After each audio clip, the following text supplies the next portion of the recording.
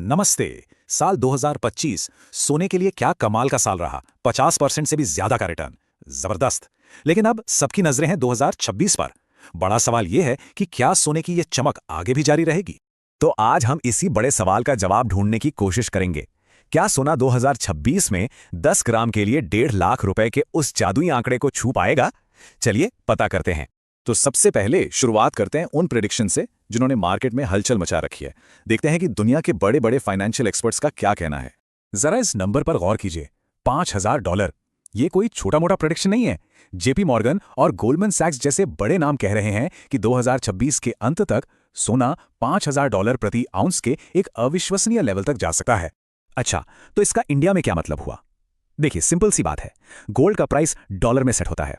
जब डॉलर के सामने रुपया कमजोर होता है तो हमें उतने ही सोने के लिए ज्यादा पैसे देने पड़ते हैं। तो अगर रुपया थोड़ा सा भी और नीचे गया तो 10 ग्राम सोने की कीमत आराम से 1.5 लाख क्रॉस करके 1,60,000 तक भी जा सकती है। और ये बात सिर्फ बैंक ही नहीं कह रहे हैं। वर्ल्ड गोल्ड काउंसिल, जो कि इस मामले में काफी बड़ी अथॉरिटी है, वो भी इस तेजी को कंफर्म कर रही है। उनका अनुमान है कि 2026 में गोल्ड प्राइसेस में 15 से 30% की और बढ़ोतरी हो सकती है। पर सवाल यह है कि आखिर इस जबरदस्त तेजी के पीछे है क्या? कौन सी ताकतें हैं जो गोल्ड को इतना ऊपर ले जा रही हैं? चलिए उन 4 बड़े पिलर्स को समझते हैं जो इस पूरी रैली को सपोर्ट कर रहे हैं। ये 4 मेन ड्राइवर्स हैं। पहला, सेंट्रल बैंक्स की बाइंग। दूसरा, फेड रेट कट्स की उम्मीद। तीसरा, जियोपॉलिटिकल टेंशन्स, मतलब दुनिया भर में जो तनाव है। और चौथा, ईटीएफ के जरिए आने वाला इन्वेस्टमेंट। तो सबसे पहला और शायद सबसे बड़ा रीजन दुनिया के सेंट्रल बैंक्स, चाहे वो हमारा आरबीआई हो या चीन का पीबीओसी, सभी देश अब अपने रिजर्व्स में डॉलर की जगह सोना इकट्ठा कर रहे हैं। और ये एक बहुत बड़ा स्ट्रक्चरल शिफ्ट है जो गोल्ड के प्राइसेस को एक सॉलिड बेस दे रहा है। दूसरा ड्राइवर है इंटरेस्ट रेट्स। मार्केट एनालिस्ट्स इसे गोल्ड के लिए एक बूस्टर डोज की तरह देख रहे हैं।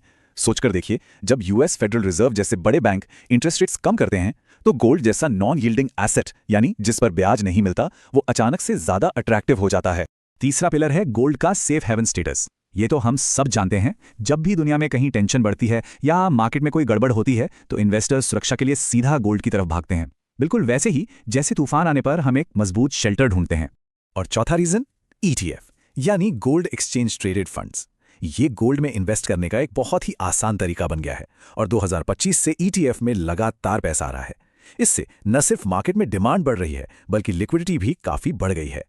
लेकिन ठहरिए, हर कहानी के 2 पहलू होते हैं। अभी तक तो सब बहुत अच्छा लग रहा है, पर 2026 का रास्ता इतना सीधा भी नहीं है। तो अब थोड़ी बात करते हैं मार्केट के रिस्क्स और वॉलेटिलिटी की। तो यहां एक तरह से रस्सा-कस्सी का खेल चल रहा है।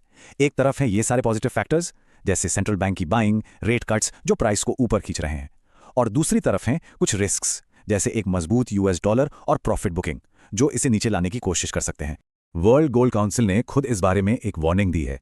उनका कहना है कि अगर यूएस इकोनॉमी उम्मीद से बेहतर परफॉर्म करती है और डॉलर मजबूत हो जाता है तो गोल्ड प्राइसेस में 5 से 20% तक का करेक्शन, यानी एक अच्छी खासी गिरावट भी देखने को मिल सकती है। एक और चीज है जिसे ध्यान में रखना होगा, वो है प्रॉफिट बुकिंग। ये होता क्या है? जब भी प्राइसेस एकदम नए हाई पर पहुंचते हैं तो बड़े इन्वेस्टर्स अपना मुनाफा वसूलने के लिए बिकवाली करते हैं। इससे दाम थोड़े नीचे आते हैं।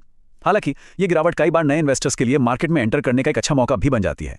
तो अब सवाल ये उठता है, इस पूरे उतार चढ़ाव के बीच एक इन्वेस्टर को क्या करना चाहिए? चलिए कुछ जरूरी स्ट्रेटजीज पर एक नजर डालते हैं। सबसे पहली सलाह तो यह है कि एक साथ सारा पैसा इन्वेस्ट करने से बचें।